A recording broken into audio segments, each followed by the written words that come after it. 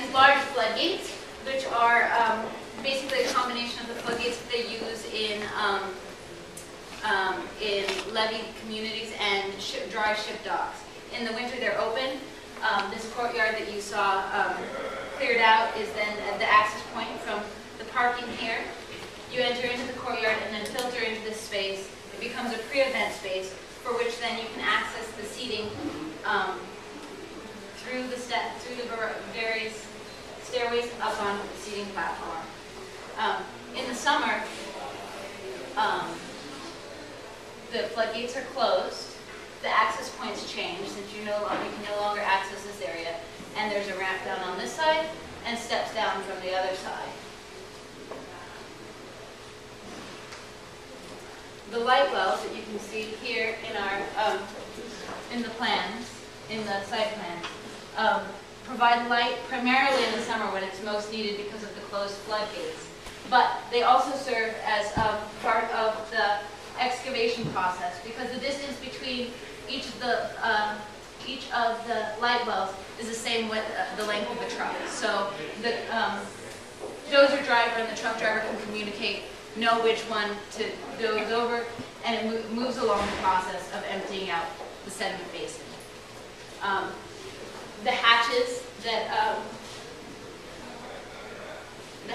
for the basin in the winter are open so that you can access some of the seating. At the end of the season, they are closed. The sediment fills up over them, and it is an enclosed space. Now, the building here in elevation, and here in plan for the summer, here in plan for the autumn, is the one thing that does not directly engage the sedimentation. It acts as a foil and is light and delicate in its nature. A multitude of thin columns, a multitude of tall, thin windows contradict and sort of play with the difference of the other features and the sort of solidity of the other features. Still, the program changes for these two buildings dramatically throughout the year. In the summer,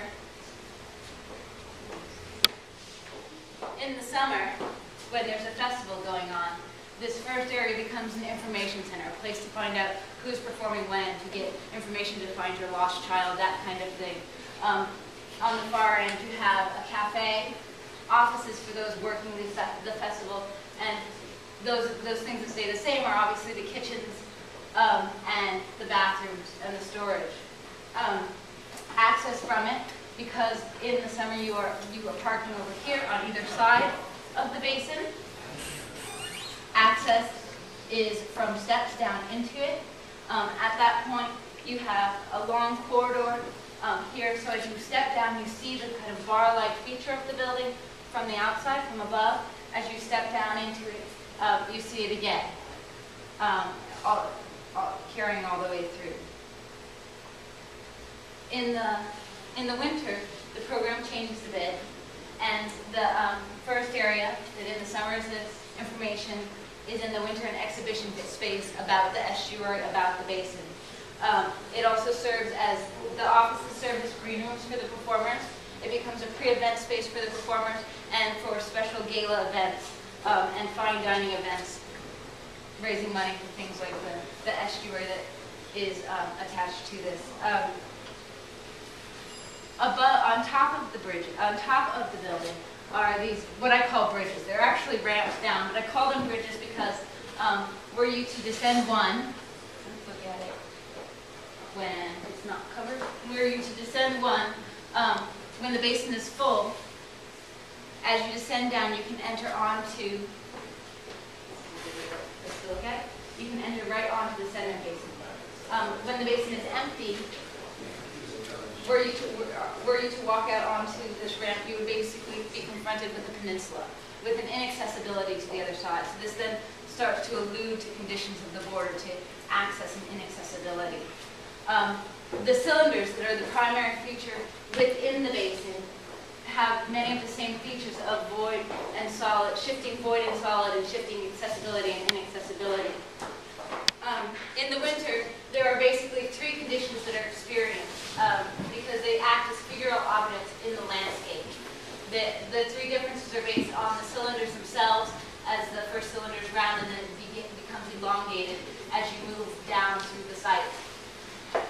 summer there's a lot more variety. The variety comes from the access points. And the access points are designed to provide a variety of performance options. So this first one here provides a kind of space that would be wall-oriented, that would orient to the walls of the cylinder. The second one is oriented towards the center. So you would be looking down into the center to a performer or an art piece in the center. The third is one side oriented, and there are three types of those.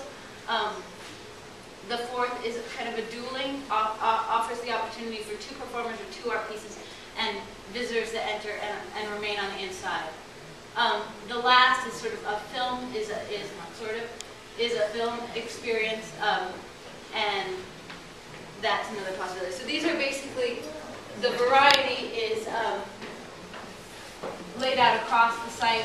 There are also three different potential types of interior cladding. So while the outside is all porcelain steel, the inside you have either corrugated steel, silo material, wood, or plaster. So these varieties basically offer, without specifying, offer a variety of possibilities for an artist. So you could basically imagine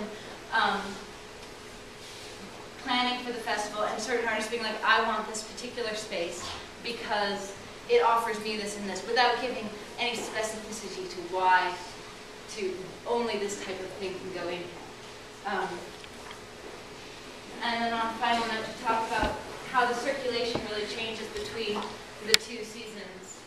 In the summer, the movement, because the axis is from the side down these ramps, the movement moves across the site, moves across the basin. And in the summer, in the winter, because the primary access point is the concert and the orientation is here, the movement moves, filters out along the length of the basin. So, to sum it up, this project creates an armature for two main events. One singular in its focus, that would be the concert or concerts. The other focused on a series of points, the Arts Festival. The architecture itself changes very little and relies instead on the changing ground level provided by the cycle of sedimentation and removal.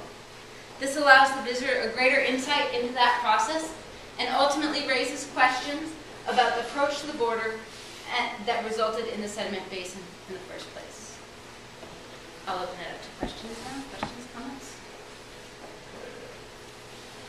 Who are the people involved in these activities? Americans? It's an American audience.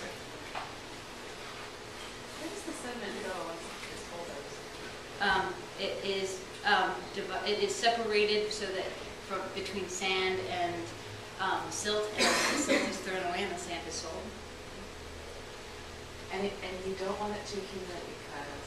You can't accumulate more than 1 year because it will then overflow. It's basically like if you fill a cup of water, the cup overflows, so you have to empty out the sediment basin or it will enter the estuary. The estuary has a very small level of variation that it allows for. It still acts as an estuary and not as mud flats. So that's why they don't want the sediment in the estuary. And you said early on that we could, for example, do these grass pavers and and there's projects that are happening.